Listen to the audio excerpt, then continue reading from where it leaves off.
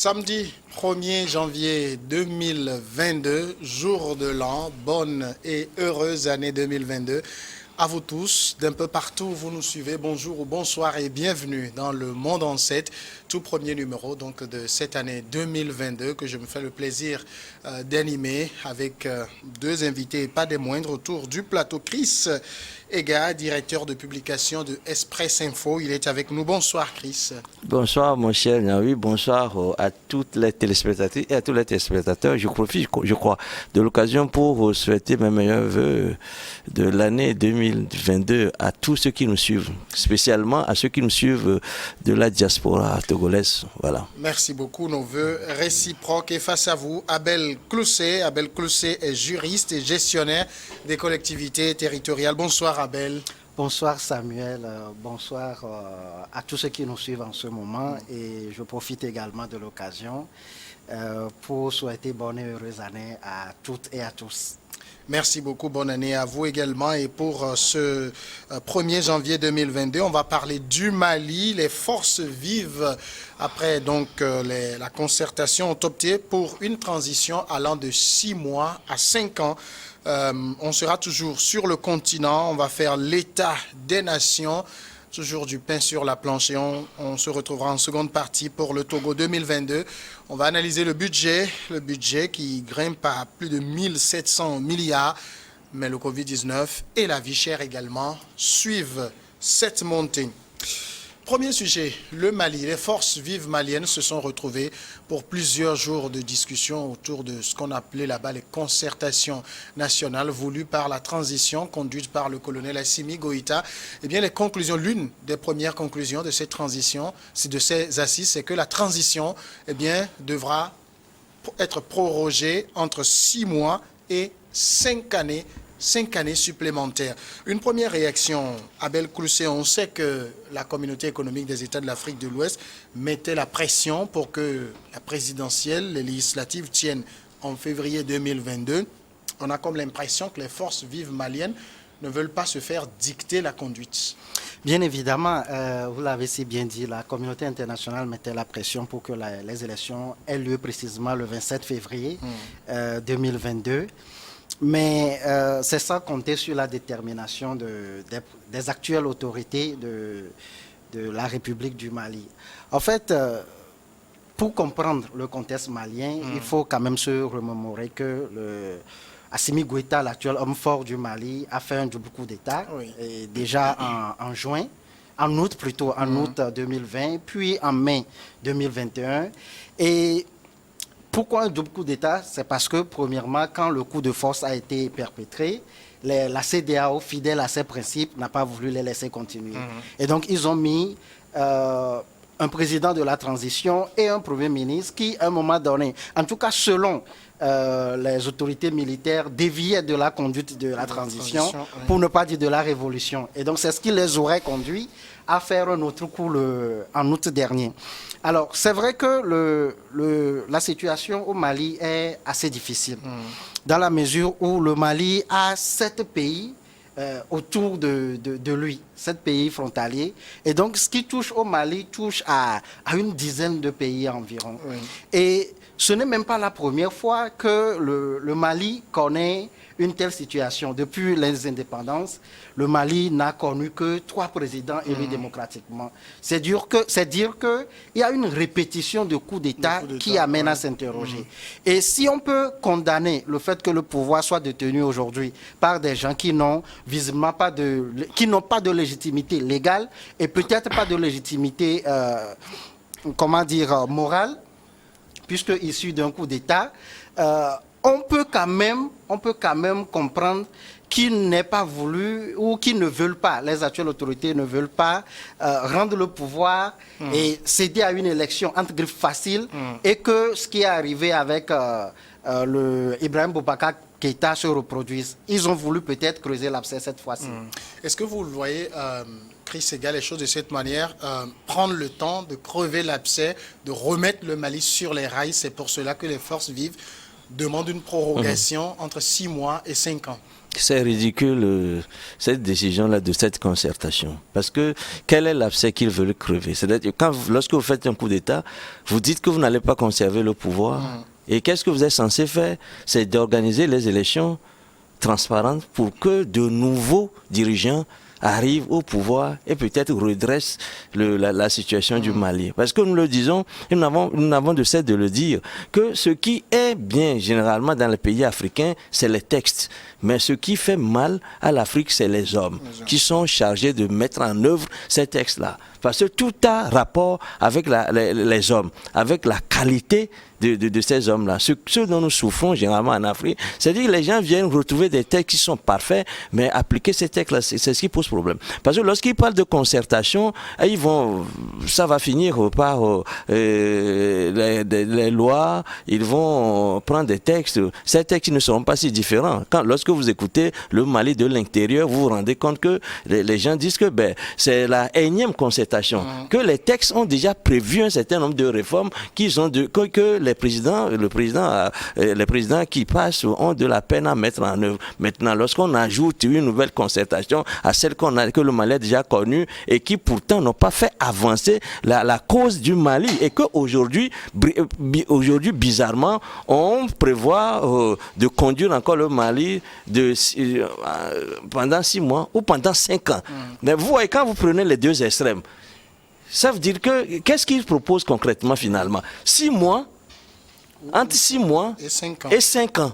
Ça veut dire qu'on a l'impression que les autorités ces autorités de la transition ne savent pas très bien où elles vont. En ce sens que vous pouvez nous dire peut-être entre 6 mois et 12 mois, mais dire entre 6 mois et 5 ans, ça voudrait dire qu'ils restent tout simplement au pouvoir, ils se maintiennent au pouvoir, et que ce qu'ils auraient dû faire en tant qu'autorité de transition, ils ne veulent plus le faire. Depuis le début, nous l'avons dit ici qu'Assimi Goïta, lorsque vous le regardez, vous lisez dans ses yeux, vous vous rendez compte que c'est un dictateur. Celui-là, il n'a pas envie de laisser le pouvoir. C'est pour cela, très rapidement, non seulement il a fait un premier coup d'État, mais comme il voit que ce n'est pas lui qui est porté devant la transition, il a vite fait de faire un deuxième coup d'État pour prendre les rênes du pouvoir et maintenant susciter une concertation qui va le maintenir au pouvoir pendant 5 ans et peut-être plus. Celui-là, lorsqu'il dit entre 6 mois et 5 ans, je trouve que c'est tout simplement ubuesque. Maintenant, il faut peut-être rappeler que ce n'est pas encore Assimi Goïta qui décide et que c'est la concertation qui propose. On sait ceux qui font partie de cette concertation. Vous savez, il y a une cassure de la société civile, aussi bien civile que politique au Mali. Il y a un bon nombre de partis politiques traditionnels qui ont boudé cette concertation, qui ne veulent même pas s'y présenter parce qu'ils ne veulent pas avaliser le fait accompli d'une concertation. Et puis cette concertation-là, on sait que c'est des gens qui sont du côté du pouvoir qui y sont allés. Ce ne sont pas l'opposition traditionnelle qui a complètement boudé et qui se démarque de ce que Assimi Goïta est en train de faire. Je crois que cette concertation-là, c'est des gens qui ont été tout simplement manipulés par Goïta et qui veulent aussi trouver leur part dans ce gâteau, tout simplement. Voilà. Alors, vous l'avez dit, c'est peut-être pour ne pas rééditer les erreurs du passé qu'il faut se donner suffisamment de temps pour la transition. Oui, moi je pense que tout en comprenant Joël, je pense que les mêmes causes produisent les mêmes effets. On avait vu ATT qui avait laissé le pouvoir aussi.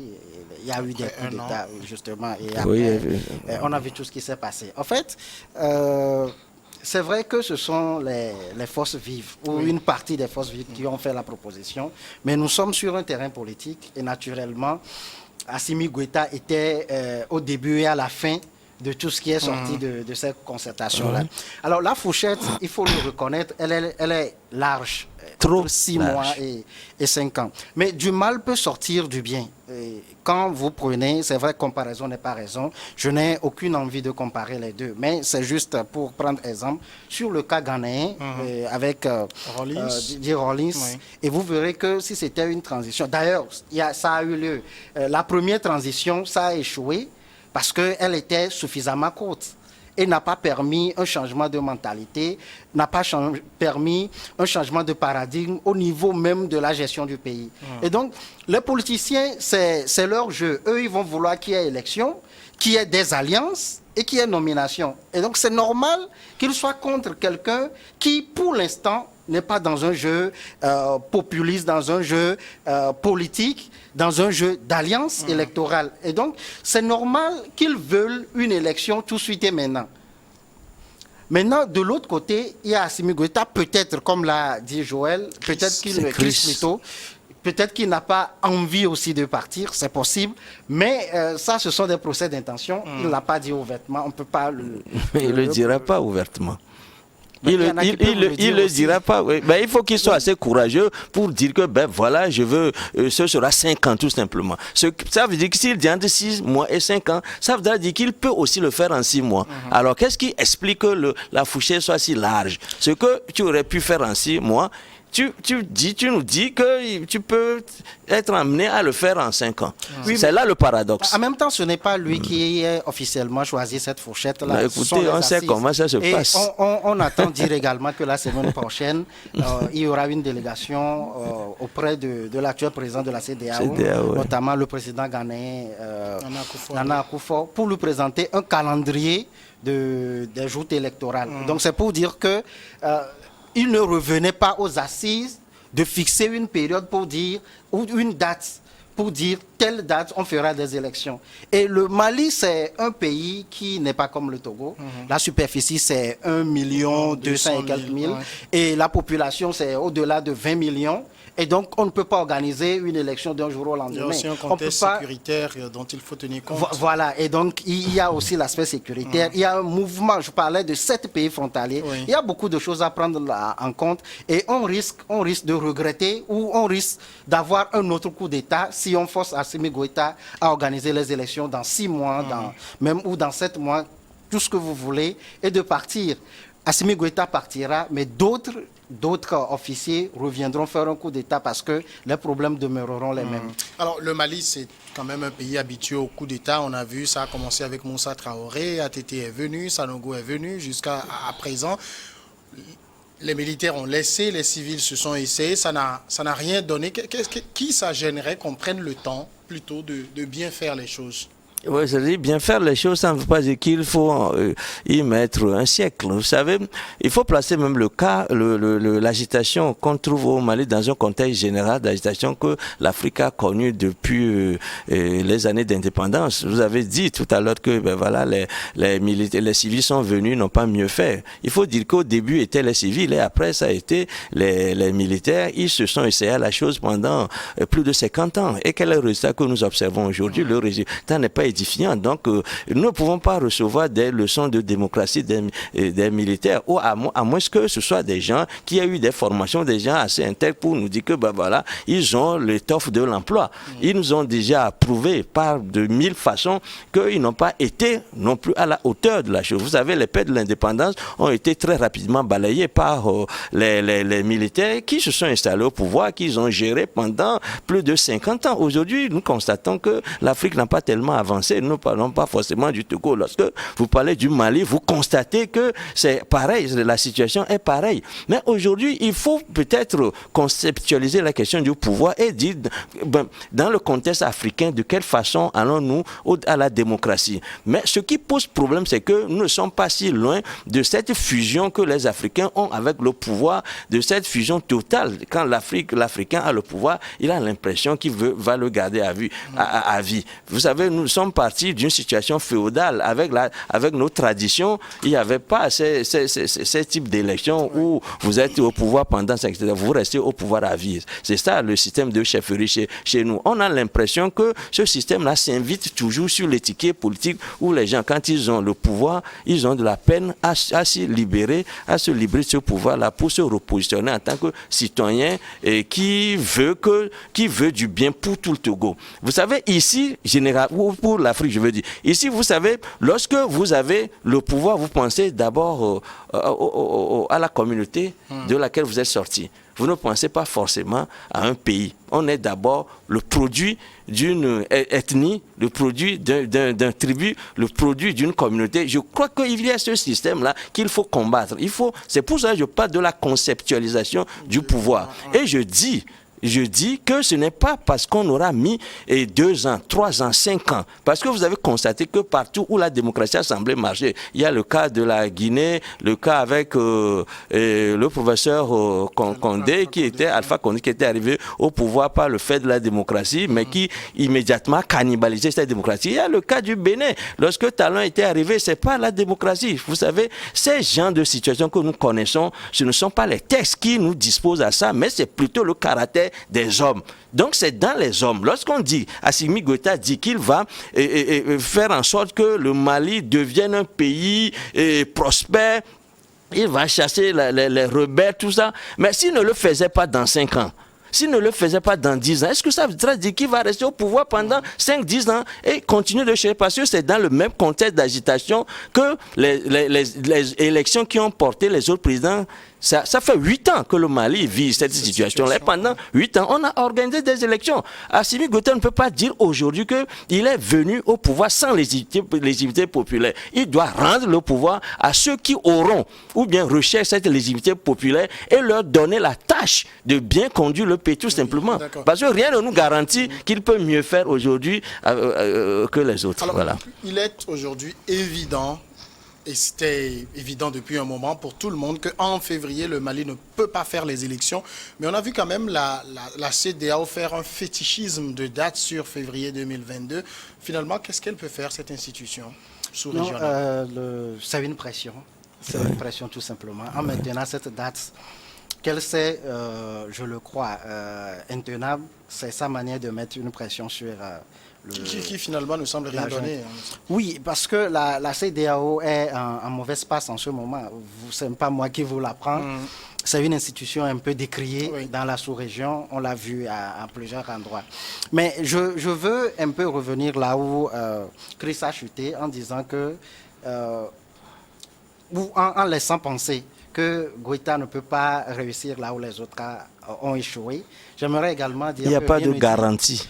Voilà, donc s'il n'y a pas de garantie pour qu'il puisse réussir, c'est qu'il n'y a pas de garantie non plus pour qu'il puisse échouer. Et donc, on ne peut pas être catégorique pour dire tout de suite qu'il va échouer.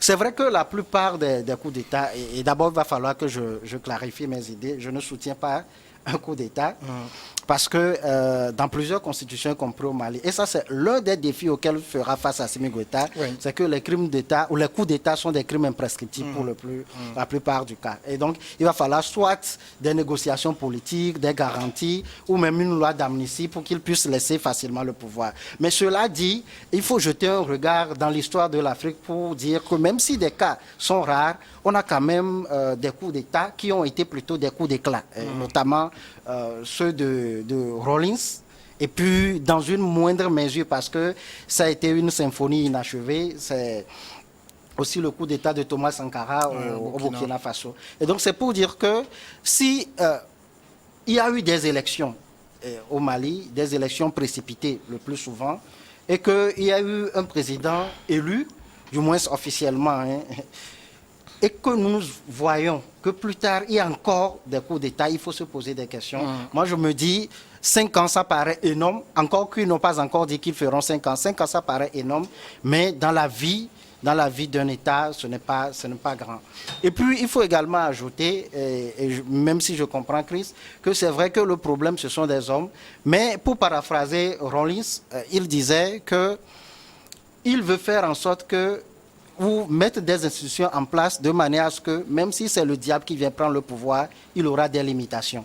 Et donc, ça, peut-être que Assimi Goïta peut également s'en inspirer. Peut-être, encore une fois, je ne fais pas confiance, mais il ne me revient pas non plus de lui refuser ma confiance. Donc, ils peuvent réussir comme ils peuvent aussi échouer. On attendra de voir. Est-ce qu'à présent, on sait que comme le révélait Abel, les jours à venir, il y aura une délégation qui va aller voir le président Nana Akufo-Addo pour lui soumettre un calendrier électoral. Finalement, vous pensez que la CEDEAO va lâcher un peu du lest en ce qui concerne la pression ou bien va les maintenir, les renforcer davantage? Non, mais ça dépend de ce qu'ils iront montrer là-bas. Ça ne sera pas février 2022 quand même. Oui, ben on sait, mais on sait. Je crois qu'Abel a bien fait de le préciser tout à l'heure que c'est la CEDEAO dans une posture de maintenir la pression pour que ces gens-là puissent mieux faire. La CEDEAO est consciente du fait qu'une élection ne peut pas être organisée aujourd'hui au Mali le 27 février. Ça, tout le monde le sait. Autrement dit, dans moins d'un mois. Hein. Tout le monde sait que... tout le monde le sait. Mais la CEDEAO aura beau jeu de continuer de maintenir cette pression-là. Cette pression-là, peut-être qu'ils vont proposer un calendrier raisonnable. Peut-être que le calendrier ne va pas s'étaler sur 5 ans, comme ils le prévoient. Mais c'est que le mal, c'est que ça peut aussi durer. C'est pour ça que je dis qu'ils n'ont pas encore une idée précise de ce dont l'avenir est fait. C'est ça ce qui m'effraie un peu pour le Mali. Lorsque vous sortez d'une concertation, cela suppose que vous avez posé les problèmes dans toutes leurs ramifications. En principe, c'est un lieu de réflexion qui vous permet de saisir dans les détails les faits qui vont venir. Mais si vous sortez de cette concertation et que vous nous dites que la fourchette s'étale entre 6 et 5 mois, je crois que vous n'êtes pas crédible. Il aurait pu nous donner un truc plus... dire des choses plus fermes. Maintenant, puisqu'ils doivent aller, je crois, ils le disent depuis hier qu'ils vont aller voir Nana Akufo pour lui présenter un calendrier. Pourquoi ne pas commencer déjà à proposer, à parler de ce calendrier-là aux Maliens? Je crois que c'est les Maliens qui ont besoin qu'on leur parle. Ce n'est pas forcément la CEDEAO. Lorsque vous avez des intentions comme ça, vous en parlez avec vos concitoyens. Au moins pour lâcher un ballon de sonde et voir quelle sera l'opinion des gens par rapport à ça. Et je crois qu'aujourd'hui, c'est pratiquement une loi d'omerta sur le sujet. On dit que c'est au Ghana qu'on va aller en parler. Mais est-ce que les Maliens n'ont pas droit à la révélation, à une révélation sur le calendrier en question? Mais est-ce que c'est un mystère? Pourquoi tant de mystères? On aurait souhaité que ceux qui ont fait cette concertation avaient déjà une idée de ce calendrier. Et je crois que c'est ensemble qu'ils travaillent avec Assimi Goïta. Ils ne vont pas nous dire qu'ils ont dit des trucs que Assimi Goïta ignore. Et que si Assimi Goïta pense qu'il peut envoyer des gens au Ghana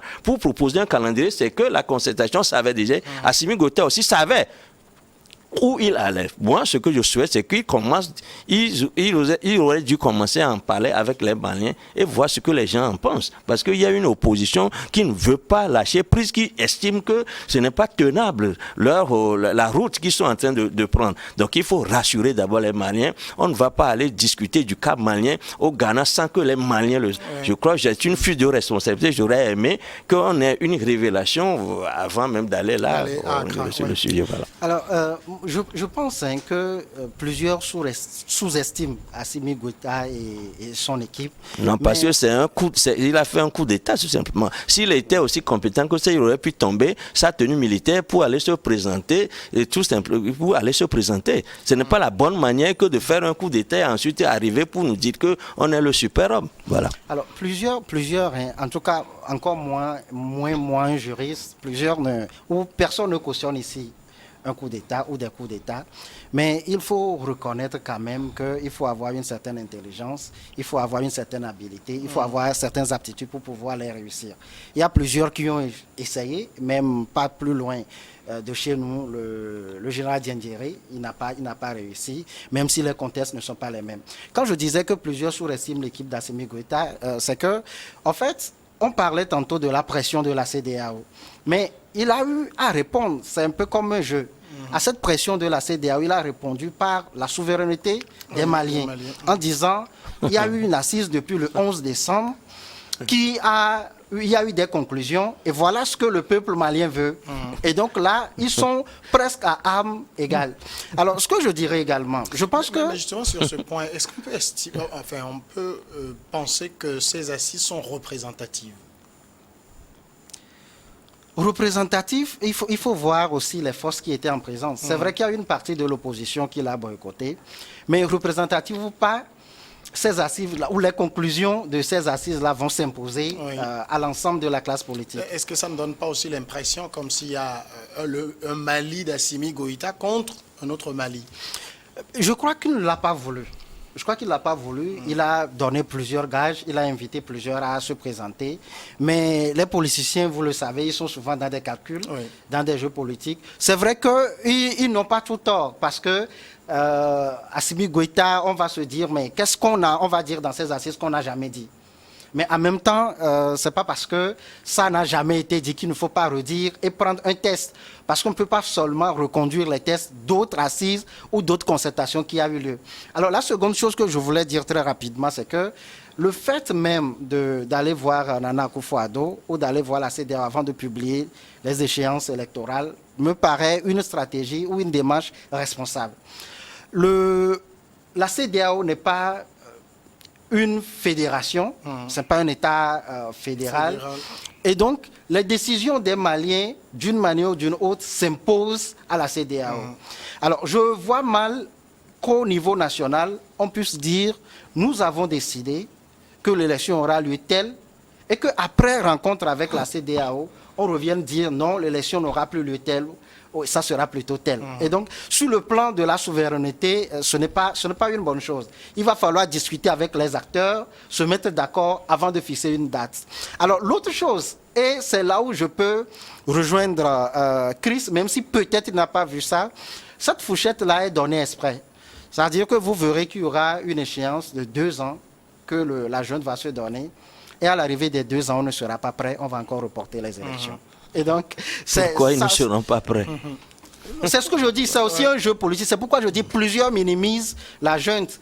Ils se sont donné ces 5 ans-là, mais vous ne les verrez jamais dire l'élection aura lieu dans 5 ans. Ils peuvent se donner 2 ans, 2 ans et demi, voire 3 ans, en sachant pertinemment que quand la période va arriver, ils vont repousser et donner comme argument le fait qu'ils sont toujours dans le délai proposé par les assises. Pendant cette période qu'on se donne aujourd'hui, que la transition se donne, qu'est-ce qu'on fait? Pendant la période là que la transition veut se donner, qu'est-ce qu'on fait? Qu'est-ce qu'on prépare? C'est cette forme de vacuité qu'on observe justement à propos de leur programme, et c'est cette forme de vacuité là qui fait dire aux gens qu'ils ne sont pas crédibles. Je dis que lorsque vous écoutez les Maliens de l'intérieur, on a l'impression que Assimi Goïta fait le malin. Il y a une différence entre faire le malin et être né malin. Mais lorsque quelqu'un fait comme ça en face de vous du malin, ces jeux sont cousus de fil blanc. Vous savez très bien où il vous emmène. Et je crois que c'est ce qui horrifie un peu ceux qui parle contre Assimi Goïta.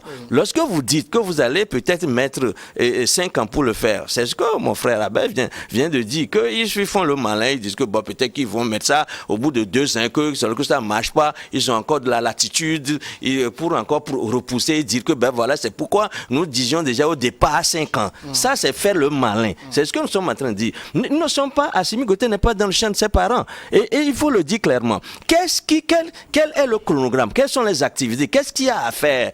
Nul, personne ne nous dit pour le moment cela. C'est qu'on est sorti de cette concertation en faisant valoir une fourchette qui est encore vide, et on nous dit que c'est à Accra qu'on ira livrer le contenu de la chose. Et j'ai dit que les Maliens ont d'abord besoin de connaître sur ce contenu-là, parce qu'il s'agit avant tout et après tout des Maliens. Et lorsque Assimi Goïta oppose la souveraineté du Mali, où on est fort, on prend toutes ses responsabilités et parler de la souveraineté, ou alors on sait qu'on a des problèmes, on a besoin des autres, et il faut mettre parfois en sourdine cette idée de souveraineté pour que les gens puissent vous aider. Mais lorsque les gens meurent, les étrangers viennent mourir chez vous. Vous savez très bien. Vous savez combien de Togolais sont morts au Mali depuis quelque temps. Mais lorsque vous perdez les gens, lorsqu'on entend, c'est peut-être chez certains le mot kilométrique, comme on le dit en journalisme. Comme ça ne touche pas directement votre famille, vous avez beau jeu de croire que ben voilà, c'est des sacrifices qu'il convient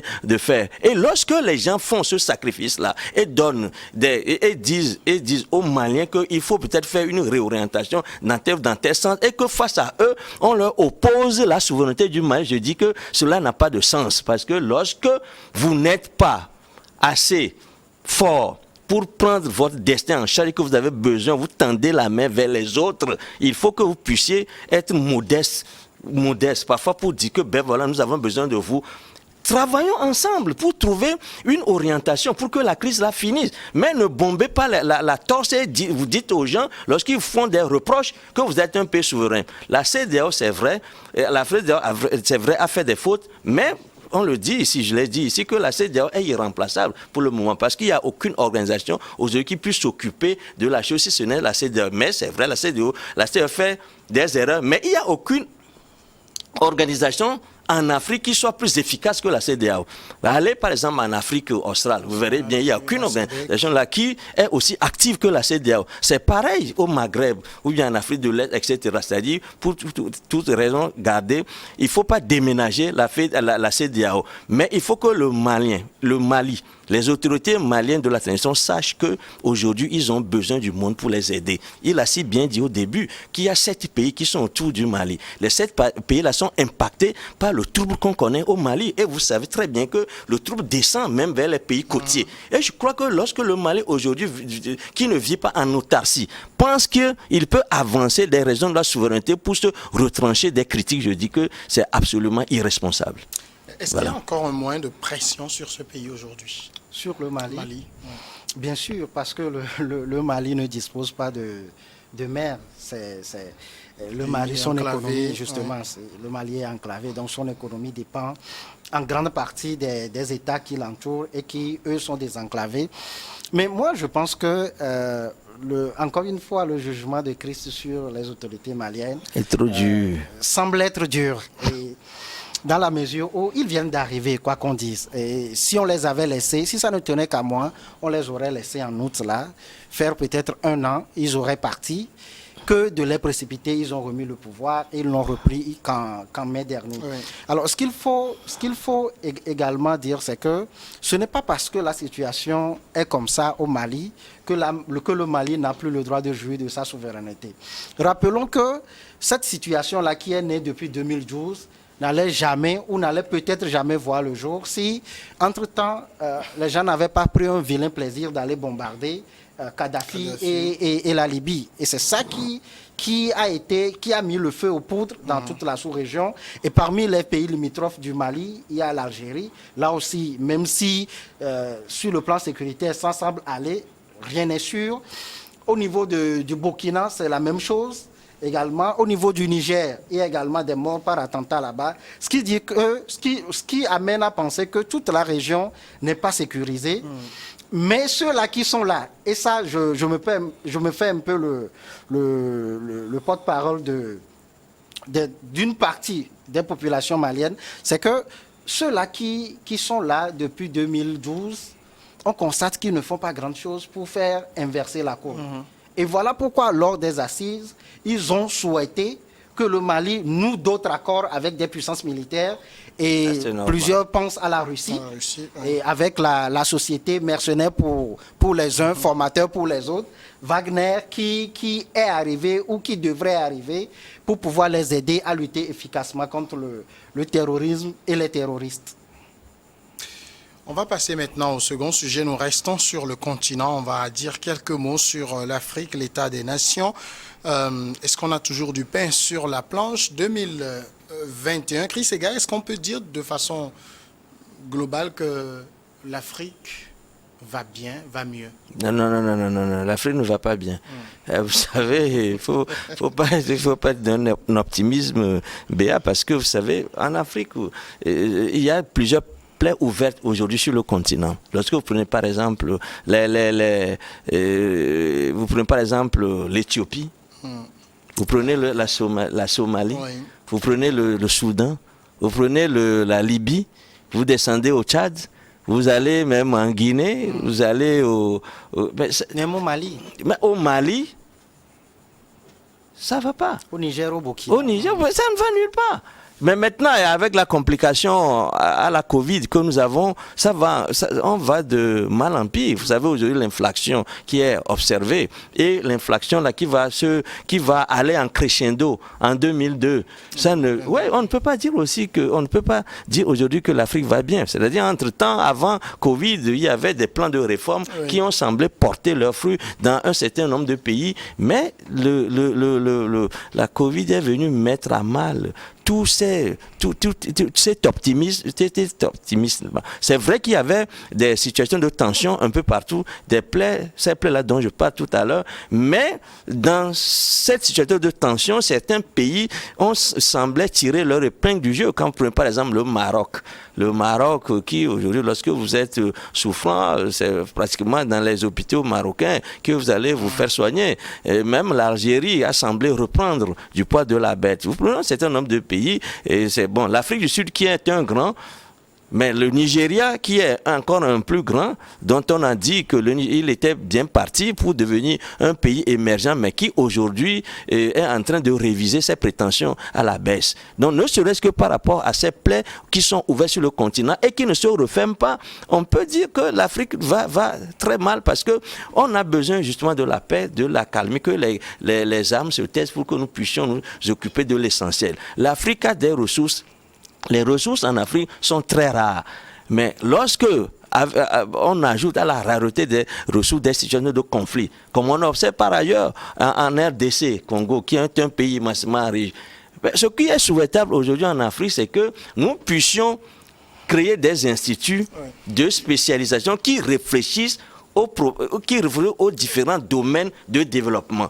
En Afrique, on ne constate nulle part la création de ces instituts. Lorsque vous allez par exemple prendre, on dit institut de tel, institut de haute, il y a des dizaines d'instituts qui sont spécialisés dans des domaines de connaissances pointues et qui apportent des solutions aux opérateurs économiques ou bien aux nations. Mais en Afrique, tout est resté dans un état de léthargie totale. On ne sait pas où on va, on ne réfléchit pas par nous-mêmes aux problèmes dont nous souffrons parce que nous n'avons pas justement ces instituts-là qui réfléchissent en profondeur sur les sujets, qui fassent des propositions. Peut-être que nous n'avons pas d'argent. Nous ne développons pas assez l'école, nos universités, on ne les développe pas assez. Nos hôpitaux, on n'en a pratiquement pas. Où donc l'Afrique est en train d'exceller aujourd'hui pour qu'on dise que ça va mieux. Je crois qu'il faut réfléchir à la question. Voilà. Je ne sais pas. J'ai écouté Chris. Je pense que je peux conclure d'après ce qu'il dit que le continent ne va pas bien.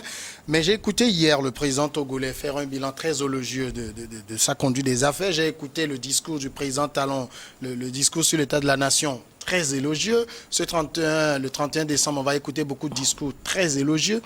Finalement, est-ce qu'on a une double vision? Est-ce que les Africains pensent que ça va mal, mais les dirigeants trouvent qu'on fait des efforts? Ben, à écouter Christ, on a envie de prendre le premier bateau de fortune qu'on trouve et de partir ailleurs. tout sauf en Afrique, ou tout sauf vivre en Afrique. C'est vrai, je le comprends. D'ailleurs, quand il citait les pays, j'ai ajouté d'autres. On peut parler aussi du Nigeria avec Boko Haram. Et on peut parler du Bénin. Et dans une moindre mesure, et Dieu merci, il nous protège jusqu'à présent, du nord du Togo également, qui a été victime d'une attaque terroriste la dernière fois. Mais je pense que ce sont des crises que je qualifierais de normaux. Vous prenez un bébé, vous savez, quand on vient au monde, on fait plusieurs malaises. Il y a je dirais, des états d'insatisfaction et même de maladies que l'enfant connaît. Et ce qui fait que rapidement, on l'amène plus souvent à l'hôpital. Et au fur et à mesure que l'enfant grandit, on voit que son état se stabilise. Et déjà, l'enfant commence par dire là où il a mal ou ce dont il souffre. Et puis, avec le temps, c'est presque fini. Un bébé est toujours fragile. Et pourquoi je donne cet exemple? C'est le cas de l'Afrique. L'Afrique date ou pas l'Afrique, mais les États africains, en tout cas dans leur forme actuelle, date d'à peine 60 ans. Oui. D'à peine 60 ans. Et nous ne sommes que 60 ans dans la vie d'un homme, c'est beaucoup. Et on va commencer déjà par parler de troisième âge. Mais dans la vie d'un État, c'est rien du tout. Vous prenez, il y a des États qui ont environ, des États dont la nation date d'au moins 700 ans. Quand vous prenez le Portugal, par exemple. Et donc, à mon avis, comparer ces États-là aux États africains, c'est quand même un peu osé, puisque généralement le malheur vient de la comparaison. Si c'était un peu comme ça partout, on ne dirait pas que l'Afrique va si mal. C'est vrai, les choses ne sont pas roses en Afrique. C'est vrai que j'ai la sensation qu'on peut mieux faire. C'est possible de mieux vivre en Afrique. Nous avons beaucoup de choses. Les professeurs, les docteurs qui sont allés dans des grandes universités africaines, que ce soit les universités nationales ou les universités occidentales, on a des gens qui sont très intelligents, des gens qui, le complexe d'infériorité que certains avaient il y a 40 ans ou 50 ans, même 30 ans, la jeune génération n'a plus ça. Moi, par exemple, pour moi, un Français, un Allemand, un Indien, un Chinois, ben, nous sommes tous des êtres humains, ça s'arrête là. On peut, sur certains plans, compétir sur un pied d'égalité. Donc, ce complexe-là n'existe pas. Mais il n'en demeure pas moins que nous ne sommes que des bébés et que c'est maintenant que nous faisons l'apprentissage démocratique. Vous prenez tous les États, vous prenez, quand on prend les États européens, parce que c'est généralement en comparaison avec eux qu'on dit que tout va très mal chez nous, mais ils ont connu la guerre de 100 ans, ils ont connu la guerre de 30 ans, ils ont connu la Première Guerre mondiale, même si ça a un peu touché l'Afrique aussi, ils ont connu la Deuxième Guerre mondiale, pour ne citer que ces guerres-là. Et donc, vous verrez que l'Afrique est dans un processus plus ou moins normal. Même si j'aurais aussi souhaité, comme Chris, que les choses s'accélèrent. Autrement dit, on prend le temps de grandir en Afrique. Oui, c'est que je crois que je ne suis pas en porte-à-faux avec la thèse qu'il défend. Et je crois que j'ai même évoqué le sujet en ces termes-là, et sur ce même plateau ici, que l'Afrique comparée aux pays occidentaux, l'Afrique se débrouille. C'est-à-dire que même on ne peut éviter la comparaison parce qu'on ne va pas recréer l'aiguille. Lorsque vous n'êtes pas attentif à ce qui se fait ailleurs, vous allez vous mettre à faire des recherches pour créer ce qui est déjà créé. Je crois que le monde aujourd'hui, on le dit, si on le dit que c'est un village planétaire, c'est une réalité. Ouais. Et que la comparaison dont je parle ici et qui est inévitable, c'est la comparaison par rapport aux objectifs qu'on se fixe dans les pays africains. Ce n'est pas la comparaison avec les pays développés, c'est la comparaison avec ce que vous êtes donné vous-même comme objectif en termes de réalisation économique. Lorsque vous venez par exemple au pouvoir quelque part, vous dites que vous allez atteindre un taux de croissance de 6 points au bout de 5 ans. Et que au bout de 5 ans, le taux de croissance est négatif. Vous n'allez pas nous dire que ça va très bien chez vous. Mais c'est-à-dire la marge générale dont il parle, il est vrai que l'Afrique est en train d'apprendre. Et l'Afrique apprend ce qui se fait ailleurs et croit qu'elle doit faire la chose de la même façon.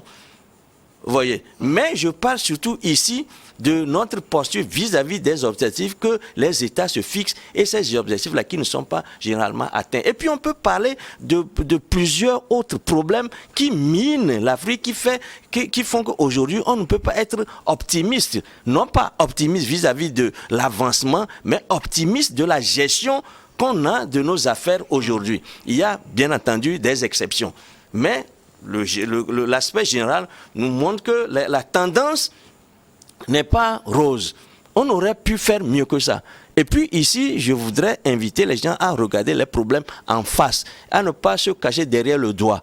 Comprenez? Nous avons des problèmes. Il vaudrait mieux faire face à ces problèmes, dire que voilà, tels sont les problèmes que nous avons, que de dire que voilà, on se débrouille. On se débrouille, c'est parce qu'on veut. Lorsqu'on veut être dirigeant, on doit être un peu plus que les gens ordinaires.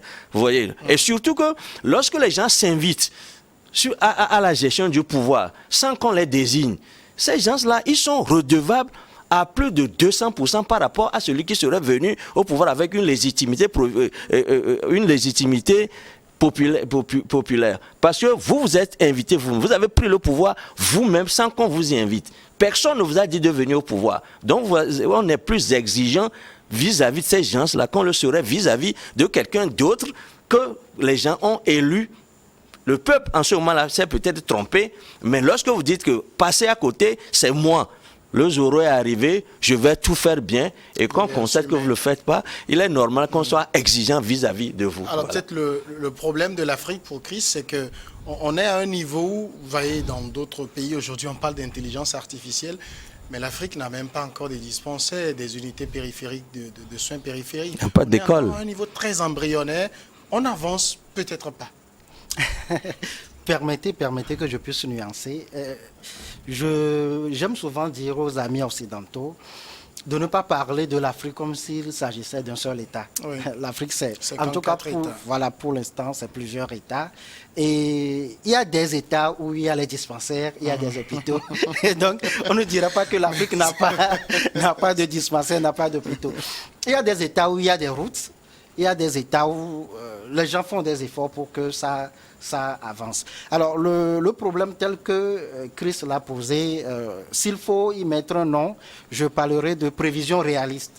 On a l'impression que plusieurs vendent des rêves aux populations et à la fin, on se casse la figure. Mais c'est quelque part aussi parce que nous n'avons pas la maîtrise de notre avenir. Nous n'avons pas une vision, pour ne pas dire des visions. Quand on prend plusieurs États, les 54, quand on prend plus de la moitié, on leur demande où est-ce que vous voulez être dans 30 ans. Soit ils ne vont pas parler, oui. ou soit ce qu'ils vous diront, vous allez pouffer de rire. Vous ne pouvez pas ne pas savoir fabriquer une aiguille aujourd'hui, en 2022, janvier 2022, et dire que dans 10 ans, vous voulez fabriquer des avions, et puis tout ça, c'est pas tenable, c'est pas réaliste. Et donc, on a été pendant longtemps dans une logique de populisme qu'on confond à une logique politique et qui fait qu'on a vendu tellement de rêves aux populations et qu'à la fin, ça ne marche pas. Il faut maintenant adopter des discours réalistes, dire voilà ce que nous avons, voilà ce que nous pouvons et voilà ce que nous pouvons faire ensemble si. Et vous verrez que la pierre que l'Afrique a ou les pays africains ont dans leurs chaussures, c'est le fait que nous ayons des États multinationaux. C'est-à-dire que c'est vrai que ce n'est pas une particularité des États africains, mais vous n'avez pas des États qui ont une longue histoire ou constitués de populations, je dirais même de nations, qui ont une longue histoire. C'est vrai, et ça il faut le dire, comme je l'avais souligné tantôt, ce n'est pas une particularité africaine. Quand vous prenez la Grande-Bretagne, c'est plusieurs nations. Oui. Il y a l'Angleterre, il y a l'Écosse, il y a l'Irlande, et puis il y a l'Irlande du Nord et l'Écosse. Et donc c'est plusieurs nations. Mais quand vous les prenez une à une, l'Angleterre c'est en elle tout seul un État-nation. Et donc, quand vous prenez l'Irlande, c'est la même chose. Quand vous prenez l'Écosse, c'est la même chose. Et donc, ce sont des gens qui se sont déjà regroupés. Ce sont des gens qui ont, en quelque sorte, une envie d'être ensemble. Ce sont des gens qui ont des rêves communs, qui se sont retrouvés. Quand vous prenez l'Allemagne, c'était Otto von Bismarck qui a regroupé des petits États qui parlaient l'allemand autour du drapeau prusse. Et donc, ils avaient un objectif dès le départ, c'est de constituer un État fort, avec une armée forte, une économie forte.